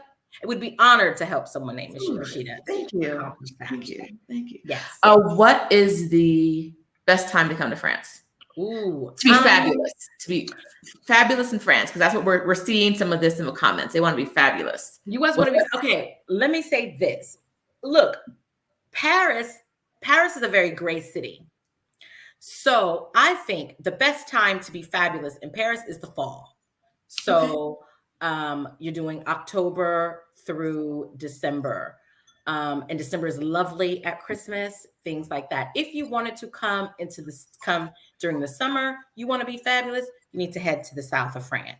You need to be in St Tropez, you need to be in Nice, Cannes, Aix, Provence, all of those cities in the south, because you're giving resort luxury. Fall season or autumn season in Paris, you are leaning into your fabulous coats and things like that. And you have the opportunity to wear your beautiful scarves. I mean, the French girlies come out with their scarves come fall. They bring out them Hermes scarves, those silk cashmere blend scarves in the fall, like it's just nobody business. So yeah, Paris is that girl, definitely. October, the autumn months. It's literally my favorite season. Good to know. Good to know. When you got to Paris, how did you know? When did you decide that it was the right city for you for this season in your life? Okay, let me say this. When I was 20, I told the story about when I was 24, and that when I was working for Louis Vuitton, and they sent me here to do a training, and I was here, I want to say for maybe 2 weeks. And I said then that this was the city for me. Okay. I was still living in San Francisco. And when I decided to move to New York, I said, okay, I think I'm going to stay in New York for, I don't know, a few years. But I said, after New York, it is such a trip how it's incredible, the power of your words. Because when I visited here when I was 24 years old, I said, I'm going to live here one day. Just like that. Mm-hmm. And then I went back home. I continued to work I was home for a few years. And then I moved to New York. And the day that the movers brought my things in my apartment, I said, okay, I like New York. I'd already visited. So I like New York, but I think my next stop will be Paris. I said that literally the day the movers dropped off my things. Okay. And as life happens, I ended up here. I was meant to be in the city. And I remember even in the fifth grade, my mother taking me to the library, and I read a book about Marie Antoinette. And we had to do like a report at school, and you had to embody the character. I dressed in one of my mother's gowns, and I did the whole thing about let them eat cake. I said it all in front of the class. And it's a trip. My life trajectory was for me to be here. And it seems like every move that I've made in my life, or that God has brought me in my life, has brought me here. Okay. All right. That's amazing. I think I've known for a long time. Good. So I, in like the fifth grade, had to report on Marie Antoinette, and I dressed up in one of my mother's old bridesmaids gowns. Her bridesmaid dress. Yes, I did. I was Marie Antoinette. That is crazy. Yeah, but Paris has never been my place. Like when I first visited there, I was like, I feel like it's going to be overrated. When I got there, I was like, no, this shit is magic. Like, it is so magical. It's so loud. Yeah, I love it here. Yeah, I remember going the first time when Louis Vuitton sent me. I remember going to the Chateau of Versailles. I was by myself traveling. around, like at 24 years old, I don't think had ever been out of the country before. And I'm going around like traveling by myself, don't speak a lick of the language. And I remember going to the Chateau de Versailles, and still to this day at 41 years old, Chateau de Versailles is like my favorite place, because I remember being that age and just being like, but this is where Marie Antoinette was. And oh my God, this is just, it just taking it all in and being like, I felt like I was in the Magic Kingdom.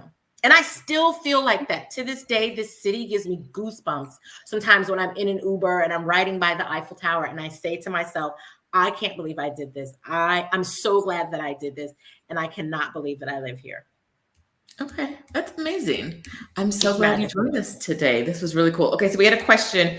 If someone wants to book a one-on-one session with you, what's the first step? The first step would be, you can reach out to me on IG, or you can actually go to the website pennilessinparis.com. The name is changing, and you can go under services and you can book a session directly like that. And once I receive your payment, I will reach out to you and set up your session once we align our schedules. I think I dropped it in the comments. If I spelled that wrong, yes, good. Leave me. I just want to say to the ladies that joined, thank you so much. I know some of you guys already follow me on IG, and I have some new followers as well. But I want to say thank you so much for tuning in and supporting me. You guys always, especially the ones that already follow me, you guys always compliment me. You guys always send me wonderful messages, and I feel so supported. I know there are people that have really large platforms, and they always say, oh, there's some haters in their community, and they don't necessarily feel supported by people who follow them. And I have to say, on my platform, I don't know what it is, but I feel like every single woman that follows me wants the best for me, and I absolutely love it there. I can't thank you guys enough. Okay. Awesome. How long did it take for you to learn French? It took, how long did it take? I would say I felt comfortable, like really, really comfortable with the language after like maybe 2-3 years. Okay. I knew it, but like knowing it and feeling comfortable is different. Right. So I want to say like I felt very comfortable in, after about 2 years, I felt good. Okay. Awesome. I love this. All right. So I'm very, very happy that Latrice. Thank you so much for inviting me. I know it's late in the day, but before we go, it's giveaway time. Oh, yes. Giveaway time. Yes. We love to see it. Time. Okay. So I am Sheeta D on IG. So the way we do giveaways on this channel, because it's just much easier. The way we do giveaways is DM me on IG. I'm going to tell you a specific word to DM me or phrase, and the first person to get it through is the winner. And what you win is a weekend pass to Exodus Homecoming. Yay. So Latrice will be popping in to say, hey, girl, hey. A lot of our other speakers will be popping in, and we'll have a group of amazing new speakers for you who really changed their lives in the span of 1 year. They moved abroad. They built businesses to support their life abroad.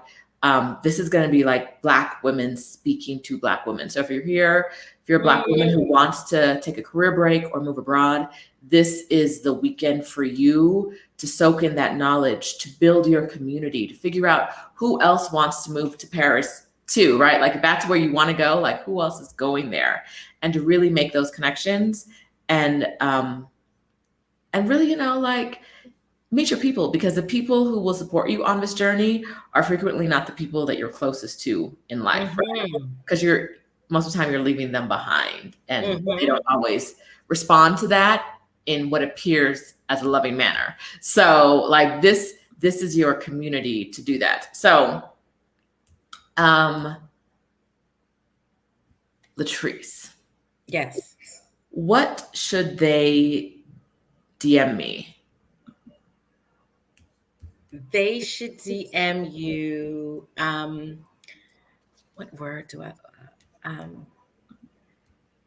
Oh God. Do I want it to be a French? No, it needs to be. Does it need a French word? What do I want it to be? All the pressure's on you. Okay. Can we do Black Girl in Paris? Can we do that? Black Girl in Paris. Yeah. First person to message me Black Girl in Paris gets a weekend pass to Exodus Summit. Black Girl in Paris. Okay, but if you interview, I'm so glad you liked it, Shia. Shonda, I just received. I'm going to be hitting you up. And someone said my makeup is beautiful. Carolyn, you can DM me on Instagram. I really don't have a makeup secret. I use this French brand, like this unknown French brand called like Symbionym. It's such an awful name for marketing, but the brand works. So I just have on a lipstick. This is like a Fenty Beauty lipstick, and I have on some blush by NARS, and that's it. I don't wear any concealer or anything. Okay, so we already have our winner. So if you're messaging me, you can stop. You can stop. Oh, quick. Dixie was the first person to message me, and she messaged me twice. Congratulations, Dixie. Girl. Dixie won. Dixie, I already have your email address, I think, so I will email you details. Thank you, everyone, for playing. This was wonderful, ladies. This was wonderful. Fantastic. Thank you for being here. So if you're not already subscribed to Latrice's channel, YouTube channel, get over there. What is it? Is it Paris Chic Code? Paris Chic Code. Paris Chic Code on YouTube and Paris Chic Code on Instagram. Wait a minute, Sheeta, what you got to do after this, girl? We don't have 5 more minutes to give to the people. I've just been having so much fun with you, girl. Listen, so y'all, she was like, I'll just be coming back from Mykonos and I'll be tired. So what kind of And now that she's here, she's like, let's bust it wide open. So, okay, we're still going. Let's go. We're still going. What's up? We're going. That was not a goodbye, I guess. What are we talking about now? You tell us. What haven't we talked about? Okay, we talked about dating, we talked about cost of living, we talked about where to get clothes from. You're welcome, Debbie. Let's see. I love you, Latrice. I forever. And Regina, let me tell you something, Regina. Regina, when I tell you Regina leaves the comments to where I'll be like, I want to start crying. Because Regina, no, she pours into me. Thank you, Regina, because let me tell you something. Oh, I know something I'll talk about. So the first COVID lockdown as an expat, no one could have prepared me for something like this. I was in a depression. And I don't think I knew that I was in a depression until I had to sit with myself. And COVID like forced you to sit with yourself. But then there's another layer added when you are isolated. And I felt very isolated here. I felt very alone. So what I did, and I remember Sheeta talking about this on her, and it was Rashida and I are very in sync. And it's weird because we never, like, we talk like briefly on the gram, but not often, but we're in sync with like what's happening. Because then all of a sudden, Rashida started talking about like going to therapy. And I had never been to therapy in my life. But I found a Black American therapist here. Wow. Yes, I did. From Philly, stand up. Okay. And so I found her, who is absolutely amazing. And I think it was probably one of the best decisions that I have made in my life, going to therapy. I'd never seen a therapist before, but going to therapy, I realized that I have probably been going through something for a while. Mm-hmm. So I just wanted to say that I think as an expat, there's nothing about this life that's easy. And coupled with the pandemic, it just made it all the more heavy. And then you start to think, did I make the right decision? Like, I'm here by myself. We're in the middle of a pandemic, and maybe I just need to go back home. But look, that wasn't my path. My path said I'm here, and I have to get through this. And so I say that to say, you know what, being an expat is every time it's not going to be happy. Every day is not going to be a happy time. You're going to doubt yourself some days, and you're going to be like, what the hell? This was the stupidest thing that I ever did. And then the next day you're going to be like, oh my God, I love it here. Right. And it's very normal to have those ups and downs. But I want to say, reach out to your network and don't hesitate getting a therapist, someone who does not know you, someone who is not biased, and someone who can just listen to what you have to say. I think it was one of the most significant things that I did during COVID was investing in my mental health. Okay, good. That's amazing.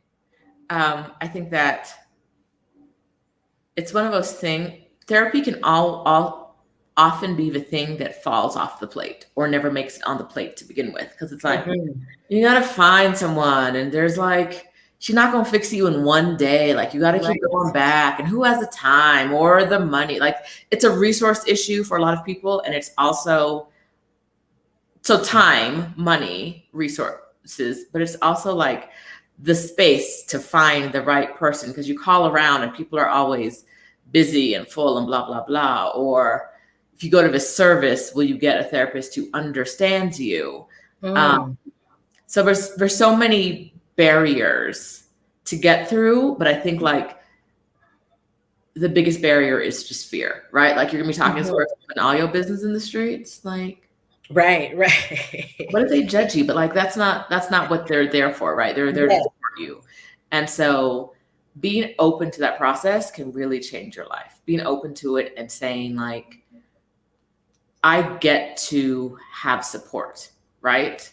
And like, not only do I get to have support, it's unfair of me to rely on the people in my community for this support. Like my friends are not therapists, and my friends are going through their own things, especially now when we're all burdened with extra mental health stressors, right? Like going to therapy is a gift for yourself and for the people around you, right? Like if you got stuff to work out, working it out makes everything better. And we all have stuff to work out. Like you don't get to be like over 10 and Black in America without stuff you got to work out, right? Like that's just not, there's always something. By the way, Latrice is on IG messaging right now. I can see it. I'm messaging the ladies back. You know, I don't like to keep the ladies waiting. I know it. I can see it. She's halfway here. No, I'm listening. And I completely agree with that. Someone else said, Her Abundance and Beyond said, Black women investing in themselves. I love it. Can we lean in a little bit more to that topic, Sheeta? Let's talk about it. What kind of investing in yourself has made the biggest positive difference in your life right now? Okay, I'm going to say, look, COVID was an awful time for a lot of people, but it was definitely the time that I needed to focus on myself and how I felt about myself. And through therapy, I learned that I had not been feeling good about myself for a long time. So therapy, I invested in. I also started to work out at home, believe it or not. Okay. So during COVID, I've lost like almost 50 pounds. And literally from working out at home. Really? Crazy, working out at home, and then of course eating different, like restricting my calories and things like that. But as far as like the gym is concerned, I was doing everything at home because the gyms were closed, and like fell in love with it. And then also, wait a minute, you guys know I don't get to work till 11 o'clock, which usually means that I'm not up until 10. Your girl was up early in the morning working out. Okay. No, can we? How many pounds did you lose? 50. 50. A whole toddler. 50. Can we? I lost a whole toddler, and I'm like 20 pounds. Well, on vacation, I gained 4 pounds. All that alcohol, so I'm on a detox. But I'm 24 pounds away from my goal. And I did not think that I would be able to do this at this age, because, you know, everyone is like, oh my gosh, you know, once you get older, it's just so hard and this and that. And so that was something that I did to invest into myself. Okay. So therapy, and I started working out, which was very helpful. That also the working out was very helpful for my mental health. Okay. All right. I've also been leaning into the block button, ladies. It is your friend. Cheers to the block button. It is your friend. It is my or leave them on red. It is your friend. I'm not dealing with any foolishness. Who are you blocking? Let's talk about that. Who are you blocking? I'm blocking the men's that are coming incorrect. Are they coming incorrect? Like, do they already have your number and they're texting you incorrect? Are they hitting you up on IG? Where are these men finding you to hit you? Let me tell you something.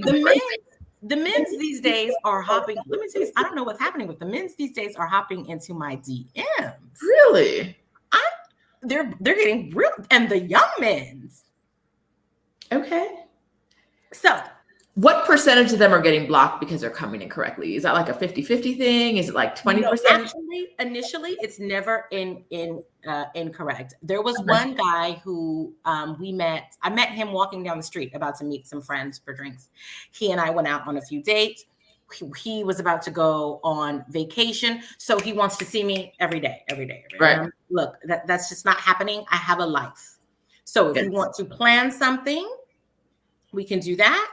But we are not going to be on this whole, you call me, hey, can I see you? No, we're not doing that. So we went on a wonderful date. Our first date was lovely. And he became very impatient. He said, I just don't understand why you don't want to see me. And I was like, it's not that. It's that I have a life. He's like, but I'm going on vacation. And I said, it sounds like a personal problem. Right? Like he wasn't going to war, right? Like it wasn't like he might not return from the front. You're coming back, right? Right. And so the man just got really weird. And so he made plans to go on another date and then he didn't confirm. And so I had called him and I was like, hey, are we going out tomorrow? Like I need a confirmation. Otherwise your girl's going to go and do something else. Right. And he didn't respond. Block. Yeah, that's not. That's not. We're blocking. If there's any sort of disrespect or anything that I don't like or any sort of disrespect, it's immediate block. I'm not entertaining any foolishness. And before I just would not block, but now I'm blocking, child. Okay. All right. I'm seeing a lot of comments in the comments about there were questions in the comments about hair. Where do you get your hair done? But I have the best braider in Paris, period. Her name is Magali. She comes to my house. She doesn't work at a shop, unfortunately, but if anyone is in Paris and wants Magali's information, I'm always happy to share it. But she is the absolute best in Paris. Okay. So IG, hit her up. She'll give you the braider information. I'll give you the braider tea.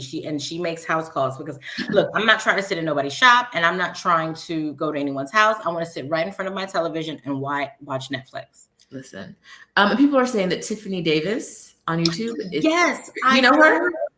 Well, I've heard of her. I've never met her. Okay. All right. We might need to have some kind of YouTube. Yeah, ladies. Yeah, one day. Thing. Mm-hmm. Because I've watched her channel, her videos, they're good. But yeah. So that was a recommendation for more Parisian information. But we don't get Latrice on a regular YouTube schedule. What's your regular YouTube schedule, Latrice? I feel like is this shade? I feel like you're trying.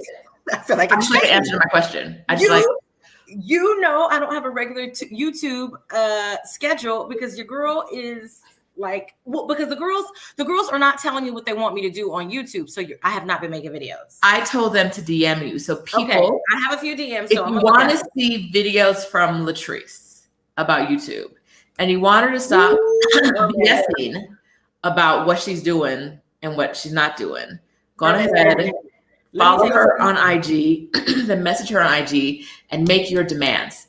Do not come in my DMs making demands about videos you want. Respectfully.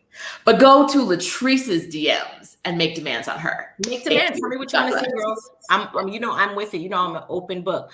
Hermes Addict, I think I'm the only person who has told the truth about that restaurant. That food is absolutely awful, and I'm tired of the girls lying. Mama Jackson's? Yes. It's absolutely horrible. Absolutely horrible. So yes. Right. All right. Do you know anything about the Black tours that happen in Paris? I know Kevin, what Kevin gives one that's very, very good that people always say that is the most informative. I have to look at what his IG is. What is it? Noir in Paris? Black in Paris? I gotta find Black Tours Paris. I gotta find it. Okay. I did a Black tour there once, but it was good, but I don't know who the owner was.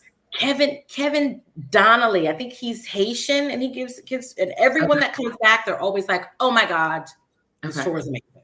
Okay, so, I think the owner of a company I went to was a woman. So yes, I know who you're talking. You're talking about Ricky Stevens. Ricky Stevens. She's been here a long time. Okay. Yes, she wasn't there, but yes. All right. So what is Hermes addict said that restaurant was so bad she wants to sue. So we're not going to talk about that restaurant. We're going to talk about the ones we don't like. Okay. We might make a video about that. But what we're going to talk about is your favorite Black-owned businesses in Paris, which could also be another video. Are you taking notes? Are you guys taking? Yeah, I'm taking notes, madame. And there's a playback here that I can listen to. I know that we're like after the voila. Okay. Let's do this. There is what's the name of this chicken and waffle place? Oh God. It is so good, and it's by the Canal Saint Martin. But he does the best. I love his chicken and waffles, and I also like his macaroni and cheese. It's a guy from the States. Okay. And all of a sudden, I can't remember the name. Hold on, somebody has to Google it, please. But it's not that many chicken. I'm gonna just Google it. Hold on 1 second. Chicken and waffles, Paris. What's the name of this place? Gumbo Yaya. Okay. I absolutely love. It's a very, very small place. But I love his macaroni and cheese, and I do love he makes great chicken. Like not the Gumbo Yaya chicken, but great chicken. Okay. I've heard of them, but I've never been there. Yeah, there's a barbecue place I love in Paris, and I always recommend, and I can't think of the name of it. But like when you need that home cooking, that barbecue spot, woo. And I love now this is not a Black-owned spot, but you guys, when you guys see me on IG, you guys see my friends, they own a really brunch spot, really great brunch spots called Trez, like the number Treize. I'm literally always there for brunch. They are my go-to. And I just love the vibe. The girl there, her name is one of the owners, her name is Laurel. She's from North Carolina. And just a vibe, just a whole vibe. Okay. So I definitely love that place for brunch. Very nice, nicely priced, and the food is really good. She makes the greatest biscuits, like homemade Southern biscuits that I adore. Okay. I Googled for the barbecue place. I do not think it's Black-owned, but it's called Melt. Have you been to Melt? I haven't been to Melt. They have a couple different locations. I took a friend I went there once, and then like 2 days later, I took a friend from Memphis there, and she was like, barbecue in Paris. Girl, the next day she was like, can we go back though? Can we like a Memphisian was like, how can we get back there a day later? The barbecue was so good.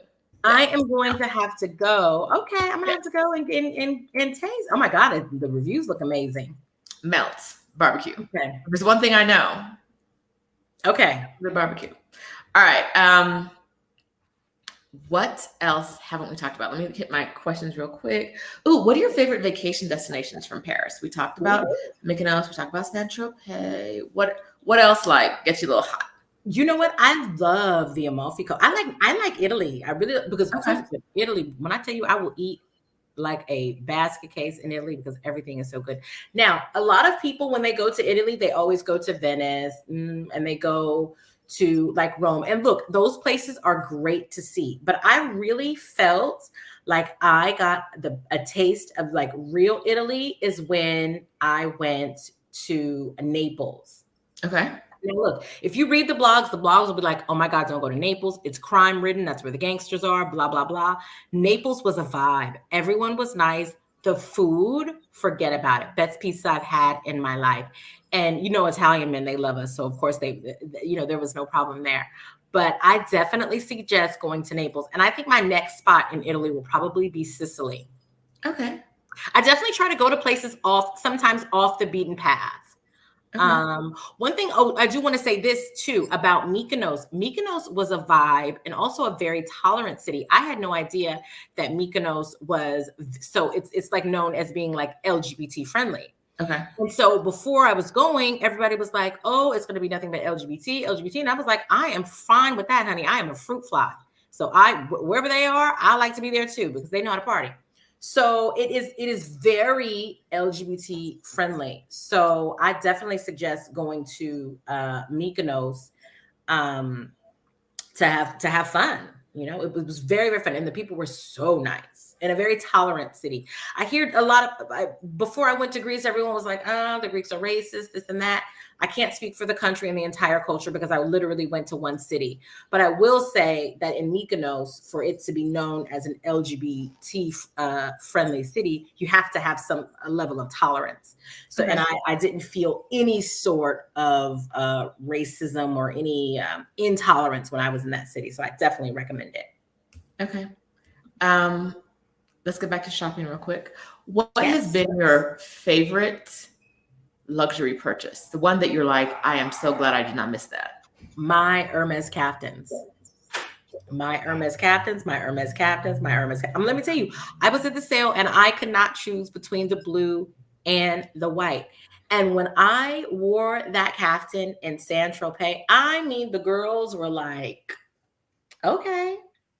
And I felt, I first of all, I absolutely love silk and I love things that are very well made. And Hermes ready to wear is giving the girls what needs to be given. I mean, just luxury and feeling nice. I just like silk. But I like to put on clothes and feel beautiful. I did a reel wearing that dress. And I played the song by Julie Andrews. Can I post that here? Can you post that, my reel here? I don't think so, but I'm trying to post something else. Okay. I don't think I can do a reel. I did a reel to Julie Andrews. The only song that I could think of when I had on that dress was Julie Andrews, like I Feel Pretty. And it is exactly, remember, I don't know if for those of you who remember The Sound of Music. Yes. This dress. I felt this was probably my best purchase. I felt amazing. And look at what it's giving. This dress is giving. When I tell you this dress is giving the girls. And so I did a reel with this, like the post before this. This is like my very last post, my latest post. And the post before. Oh, wait. Let's see if we can play the. Hold on. Okay. Y'all, we're going to try some things. Oh, no, there's no. Oh, wait. Let me see if I can turn on the sound. If y'all don't hear the sound. No. Let's see if I can do that.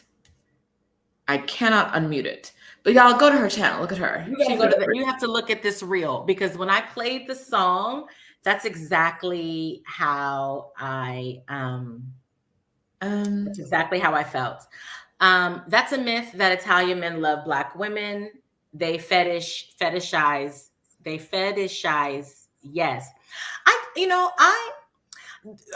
I've heard that a few times, and I have to be honest. I don't like when people say that, because why can't Italian men like Black women? Like, why does it automatically have to be a fetish?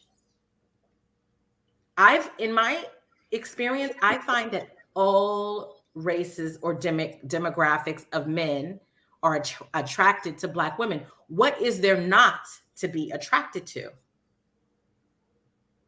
I think we have to get out of saying that. Oh, no, they don't really like us. It's a fetish. No. Black women are attractive.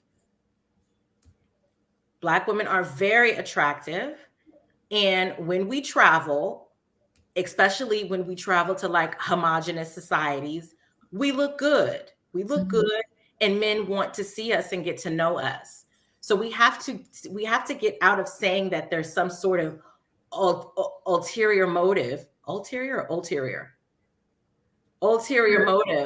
when we go to different countries and black and other races of men are attracted to Black women. There are a million different reasons outside of being fetished why other races of men are attracted to Black women. And I need for us to lean into that. That's a good point. I think that also, it's pretty easy to tell when a man is fetishizing you in like that first approach, because it's always like, y'all can write in the comments because you already know these. Let me know what you hear. But it's like, oh, my last girlfriend was Black, or like, I love Black women. Those are leaning into the signs of like, I'm just the next Black person that came along. But like, you can tell when it's like an individual interest versus like, I like having a Black woman on my arm, right? And right. so you generalize it though, yeah. because it's this generalization to say they don't like Black women, they fetish us. That's very general. Yeah. And I think it's dangerous to say that, and it's more dangerous to teach the young girls that, because it keeps them afraid of leaning. Oh well, no, I don't want to go there because they're just going to fetish me, or I don't want to try to date a Korean man because they just fetish Black women. No, we can't teach that. I don't think. Interesting point. Yeah.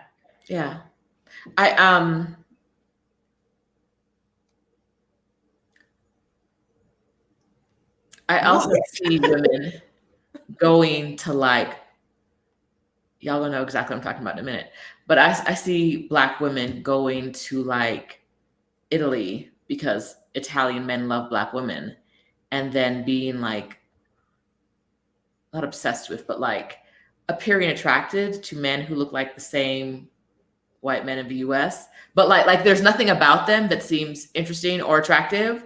But like now that you're in Italy and they're in Italy, it's like, oh my God, he's so hot. And I'm like, is he so, like, because if he was in like Texas, would he still be hot? Right. Like, right. He looks.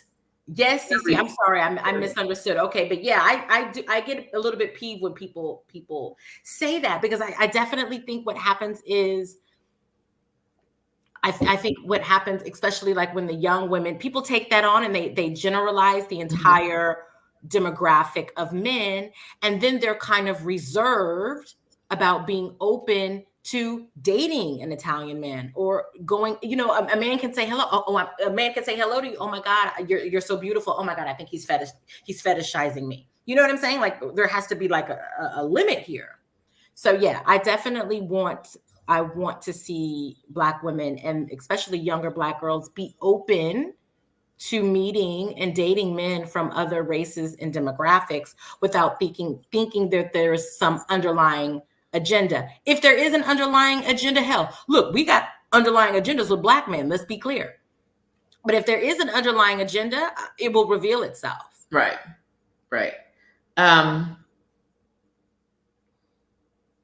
So Essen wrote an interesting comment, which is, you have to look at how they feel about Black people in general. If they don't like Black people but only like Black women, that's a fetish.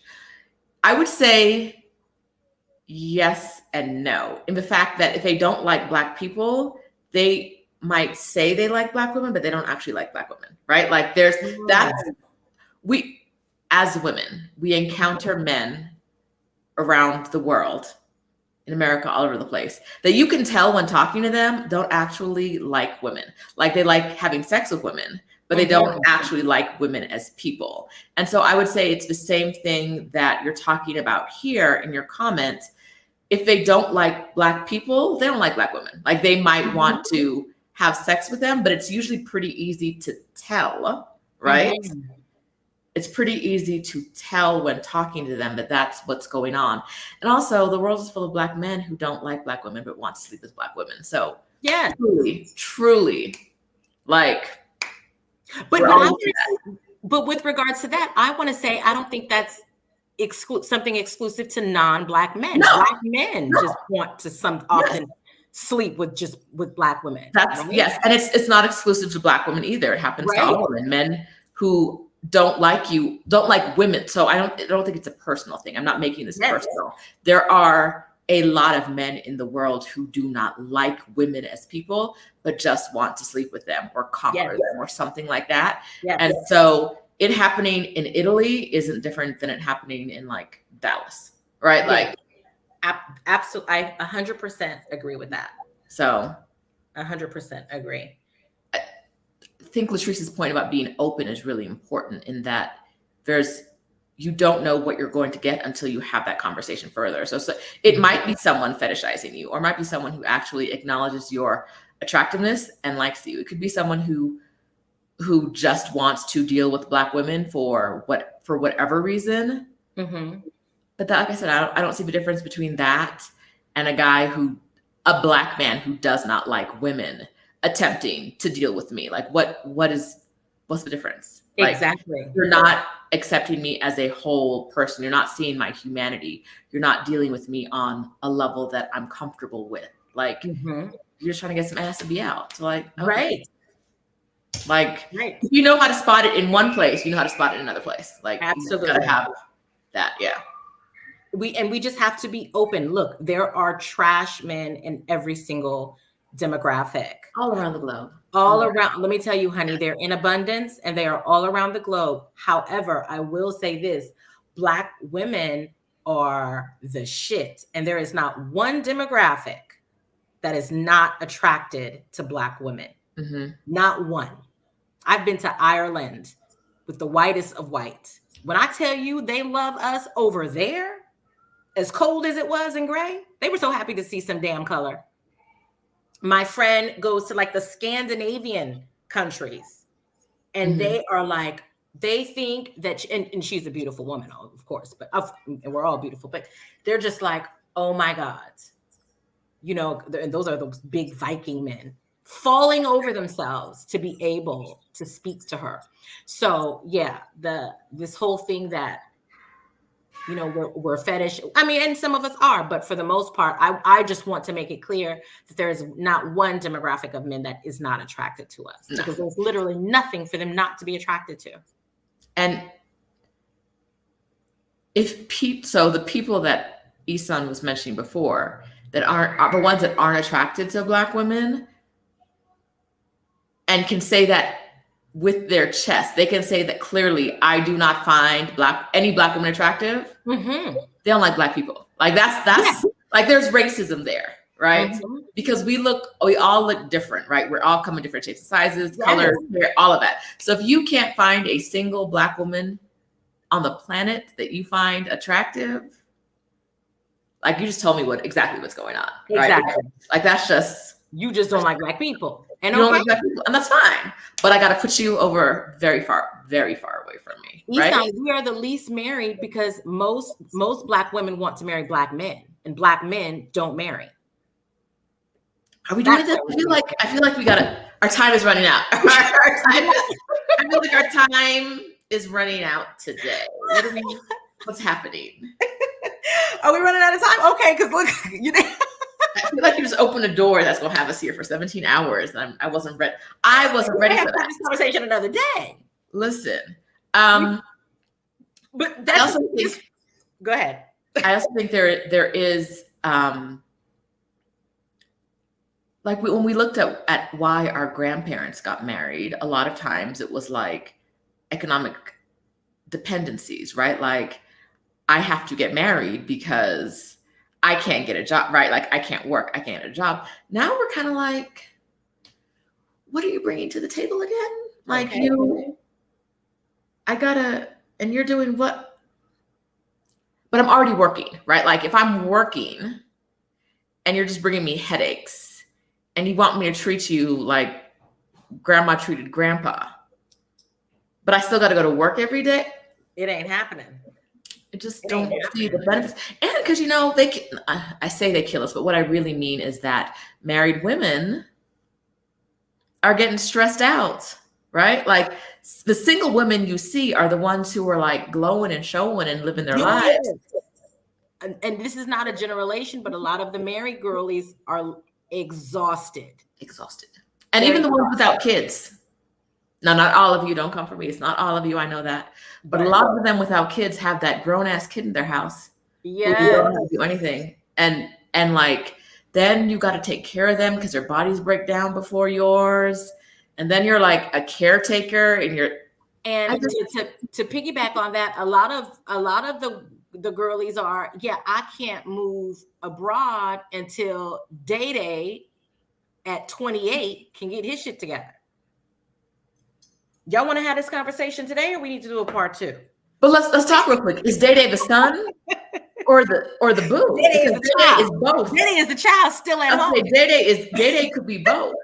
Very true. Let's keep it real. Let's keep it real out here. I mean, come on. A lot of the married girlies are exhausted. It's the single girlies moving abroad and at brunch all the time, drip down, dating and having the pick of the litter because they've chosen themselves and not chosen anyone to partner with just to say they're married, which I must say a lot of the girlies have done out here. Ludell says, "Oh, are we going into the dusty zone?" I feel like. Okay, so Latrice, let's do this on your channel. Let's one day, not today, of course. Okay. Another day, let's get on your channel and talk. Let's go to the dusty zone. Okay, perfect. Yes. We're gonna have We're gonna have a Day Day and Ray Ray, like Ludell and NYC said. We're gonna have a Day Day and Ray Ray conversation part 2. Yes, we want men, not need men. Yes. And so, like, for me, if your proposal does not improve my life, what are we even talking about? Why are we even talking? What's going on? Yeah. What's happening here? We're running whole businesses here. We're running whole businesses. We're like, what at this point, I've already been to Bora Bora. The man that comes going to have to take me to Mars. Listen. Twin mommy Janice says one spouse is ready to go abroad and the other's not interested. 9 times out of 10, it is the man who is not interested and the woman is like, let's go. Mm-hmm. I talk to women all the time who are like, I really want to go, but my husband. And I'm like, well, some of them don't even want to travel. I have a relative who, he doesn't want to come to Paris because it's like, what? He doesn't want to see. He doesn't want to experience. Like, child. What's that? Definitely a part 2. Definitely, we have given you guys 2 hours of tea. I knew this was going to happen. I wasn't expecting the back end of this, but yeah, I should have known. Okay. Miss J said, now we get into the real. Look, let's talk about it. Yes. Okay, so we need to do a part 2 on the YouTube channel where we can talk about like all of the stuff. Yes. Part 2. Lupna said, take me to Pluto Luxury Resorts. That's what it's going to be like. At the rate we're going. Yes. All right. So, ladies, it was fantastic. We are going to Sheeta and I are going to align our schedule so we can do our part 2 and talk about the real tea. Yes. And you're going to DM Latrice. Yes. With what you want from her. And what you want from her should be either topic suggestions, telling her what to put on the on her dating account. Yes, I need my pictures for. Look, I'm going on Tinder, girls. I need which photos. Yes, or you should be paying her for a consultation. That too. That helps too. Yes. And look, for those of you guys who are interested in the Hermes sale, it's coming up in January. Get on the website and start looking at what you want. Rashida, I'm talking to you. Okay. Everyone's being exposed today. Everyone. We're exposing everyone. All right, y'all. Thank you so much for coming. This was great. I always enjoy time with Latrice because so fun. She keeps it real. Yeah. All right. If you haven't gotten your tickets to Exodus Summit, what are you doing? What are you doing with your life? Exodus Homecoming comes up September 24th through 26th. It is the premier event for Black women who want to move abroad or become expats or take a career break. It is the thing that you need to be at if you want to take action this year. If you want to move to France, come to Exodus Homecoming, meet your community, and then hop in Latrice's DMs and say, sis, how can I send you some money so that I can talk to you one-on-one? That's what we're doing today. Shonda has already sent her coins, girl. I'm about to send you an email right now so we can get it together, child. Shonda said, I'm out of here. All right now. To see it. I love that, Shonda. Okay, y'all. Thank you so much. Okay. Until next time. Bye. Bye.